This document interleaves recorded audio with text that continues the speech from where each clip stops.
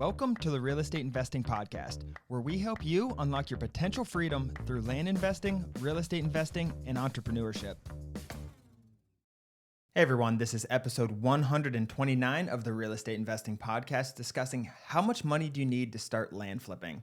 I'm your host, Daniel Apke, joined again by my brother and business partner, Ron Apke. Before we get into the show, let's go over a question from one of our featured Discord members. Today's question is from Deshaun.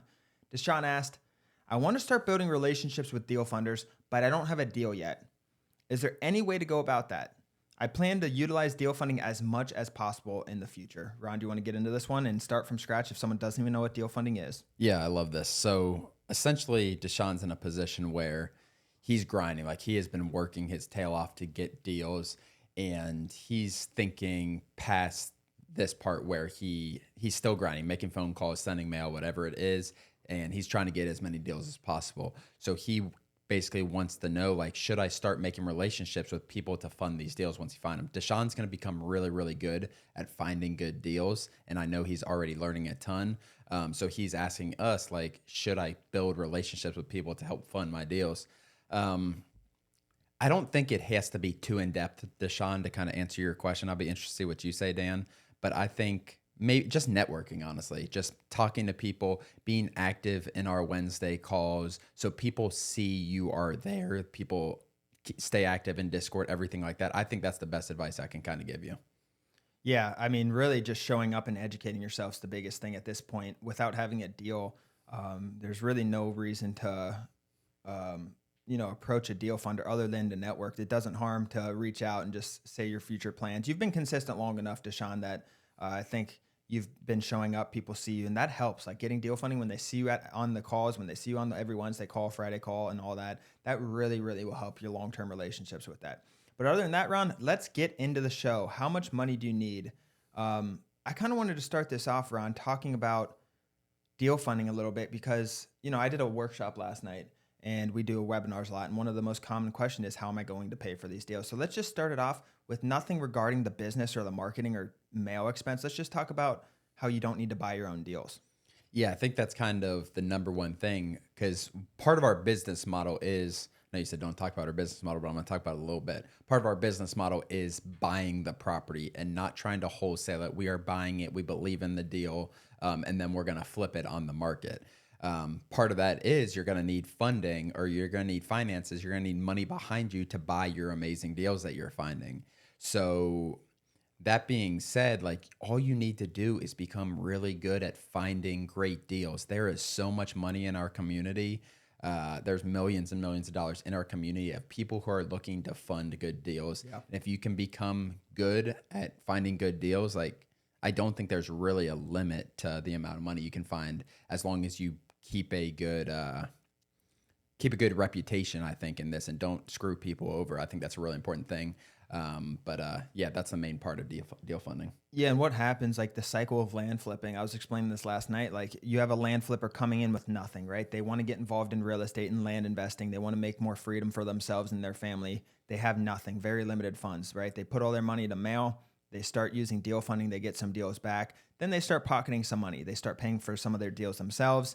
Then they get even a boatload of money, and they start paying for other people. So as the nature of land flipping gets more and more seasoned, Ron, I feel like there's more, like, the pool of money out there is growing because it is so profitable, and a lot of people have that capital coming in to reinvest. Like, when we first started, I would never in a million years think that we'd have the amount of money we have to invest in other people's deals, Ron. Like, thinking of what our banks look like now versus then is just crazy to me. I was thinking that last night, actually, like, our standards of what cash has raised just because land flipping and what it's done to us. But let's get into, Ron, let's talk about mail. So we market different ways. Obviously, if you guys have been following us for a while, our main method is mail. There's also texting and cold calling we're doing. You can do some email stuff. There's a lot of different ways to reach people. Mail has by far been the most profitable for us. So let's talk about money needed for mail, because that's how we actually acquire properties. Yep. That's how we're actually getting those leads and those leads into our system, Ron. Yeah, and mail from a dollars perspective is the most expensive way to acquire land. From an ROI perspective, it is the cheapest way to acquire land, meaning you are going to get more deals if you value your time. Like if you don't value your time and you're saying your time's worth $0, cold calling is going to be the cheapest thing because there's going to be literally no expenses. But that being said, like we get a deal for every 2,000 mailers we send. I spend about, or our data person spends about 2-3 hours to price 2,000 mailers, which is 2-3 hours. Then we get a deal that's profiting us $20,000 to $25,000 every single time on average. That is what we're getting. So yes, mail is not. It's about 60 cents per mailer the way we do it. A little over 60 cents per mailer the way we do it.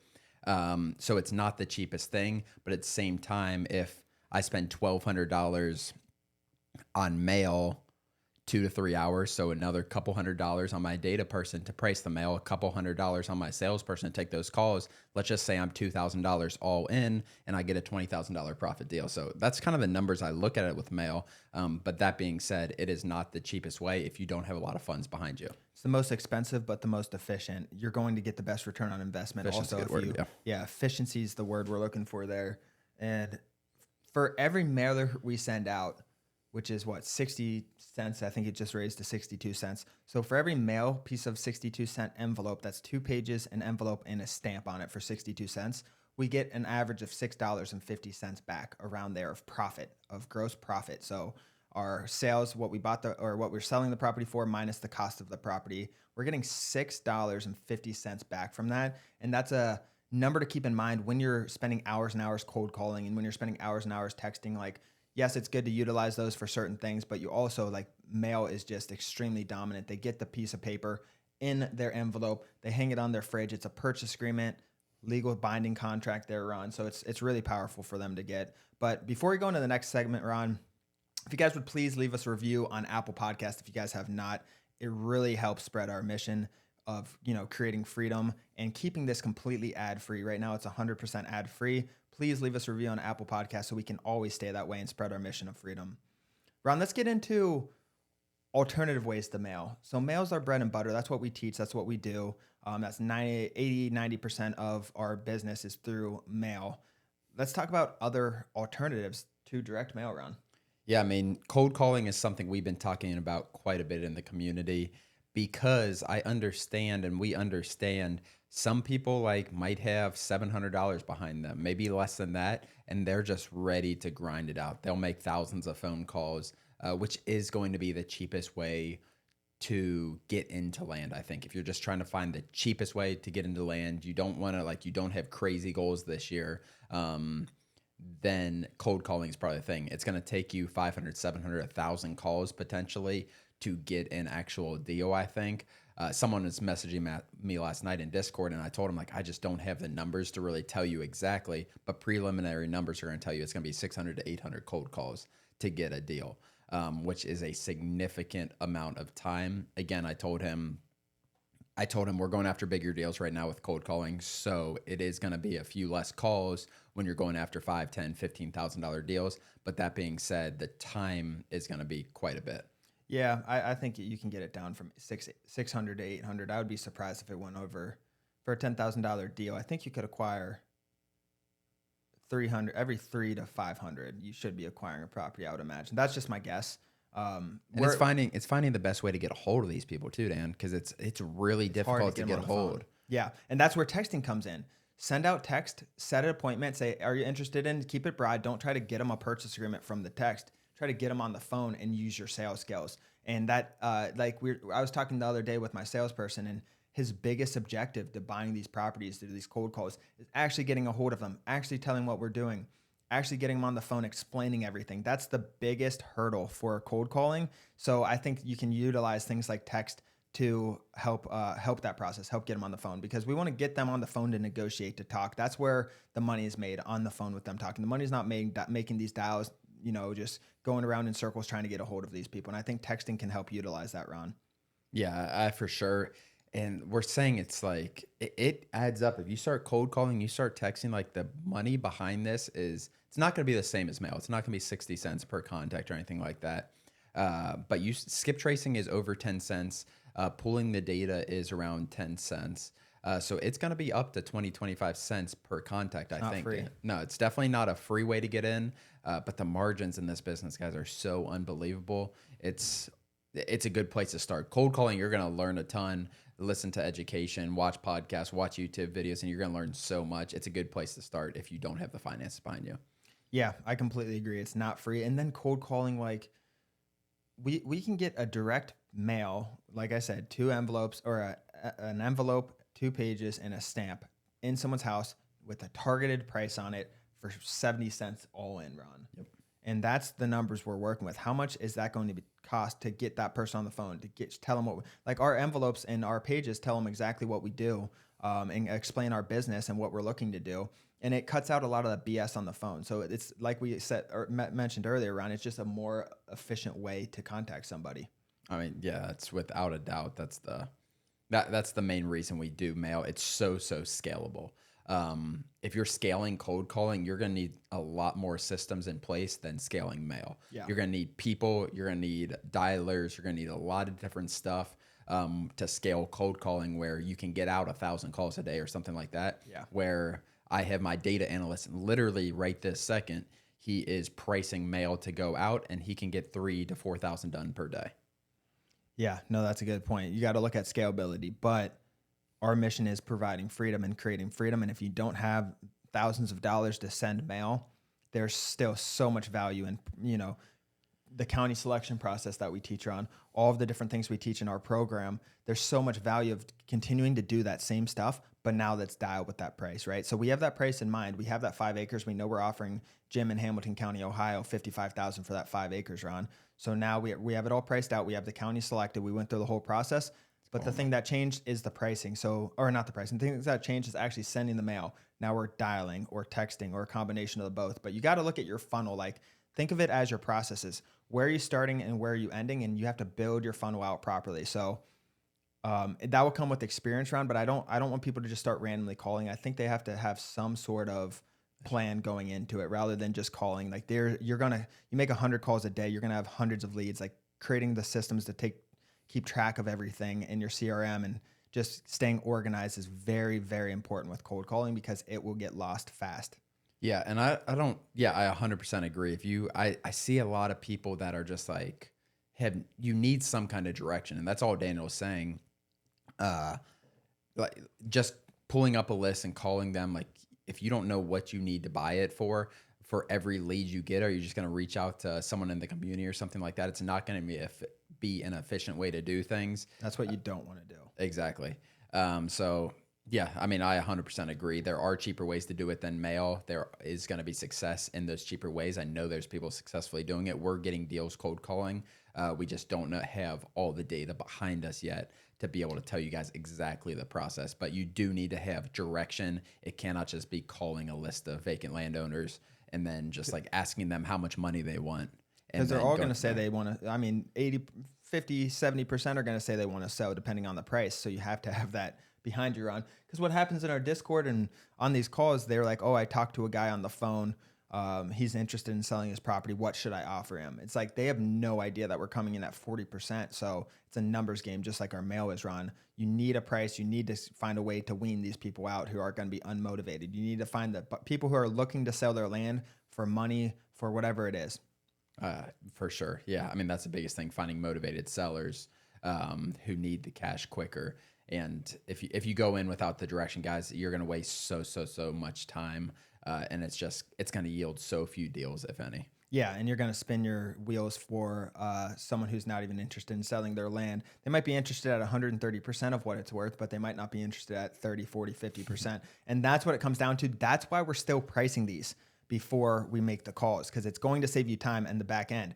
Pricing your list up front, it's going to take more time up front, 2 hours, whatever it says for 2,000 mailers, it's going to take 2 hours. But then you have your ammunition. It's all priced out. We know exactly what we can offer someone around that, plus minus negotiations. And that's a good place to start. Then start dialing, then put it in your CRM, keep everything organized.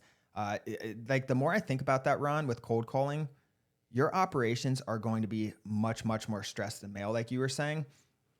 I just think that's really important to keep, like, Ron, you got to keep notes on these. You're going to call 100 people a week. That's going to get lost versus sending 2,000 mailers. We're going to get 15 responses in 2 purchase agreements or 4 purchase agreements or whatever. Versus cold calling, you're gonna have all of these contacts. It's gonna be a mess. Yeah, and then if you're not recalling people who don't answer, like, because you are spending money to get their numbers, you're expending money to get their data. There's a lot of money that is not a ton of money compared to mail, but there is money being sent. So you need to have systems for this. Don't just. I think I'm kind of beating a broken record, Dan, by saying like, do not just go into this and start dialing people. The first step is gauging motivation. Don't get me wrong. The first step is gauging motivation, but if you have no idea what your price point is, then it's going to be wasted time. You're going to be spinning your wheels. Yeah, I agree. I don't have much more to add. So we already touched on, find the great deals and you'll get deal funding. There's too much money in the group. And I wanted to touch on that again. Like going back, once you guys start cold calling, you're texting and you start getting these people at 40% and you're doing what Ron and I was saying, you're pricing your list, you have it 40%, you're offering them, or 35, whatever that list is, or that pricing is. And then you're getting these leads, Ron. Once you do all this and you do it effectively, you're going to get great deals. You're going to have a $100,000 property under contract for $40,000. And you will get deal funding. So I wanted to retouch that because that's one of the most common questions we get is the deal funding aspect. Yeah, I 100% agree. Like you don't need to worry about that. But before we end this, Dan, let's talk for a couple of minutes about what the episode title is, how much money they actually need to get started if they're trying to get started in mail. I think that's kind of important to answer that question at some point.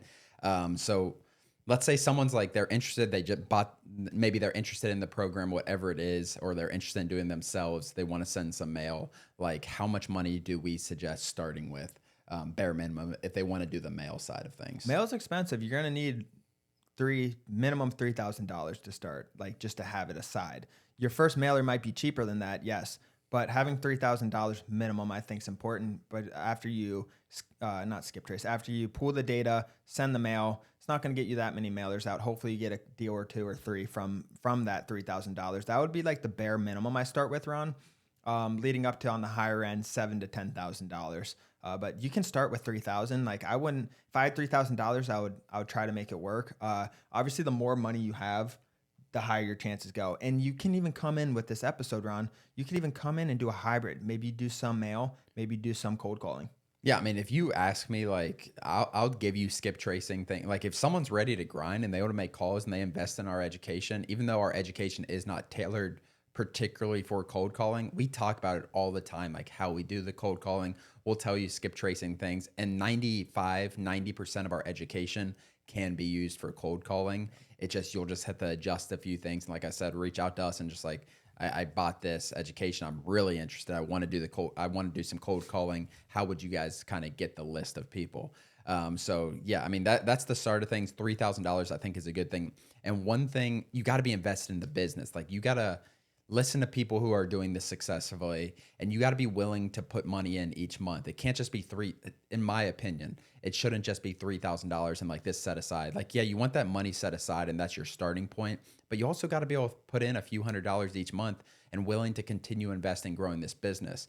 Because you're going to get deals, and what's going to happen, you're going to spend that $3,000 on mail, you're going to have 2 deals, and then you're going to be out of money if you weren't adding. And those deals might make you $20,000, $30,000, and you know that's coming, but it's going to cause a delay in your business if you're not continually investing month over month. Yeah. So to wrap that up, I think we always say $3,000 to $7,000. I'm sure if you guys have been here before or listened to us, you've probably heard that before, but $3,000 to $7,000 is a good starting point for mail. And if you guys are willing to make 200-300 calls a day and just grind and don't have any money, come work for us at Apke Land Route, right? Exactly.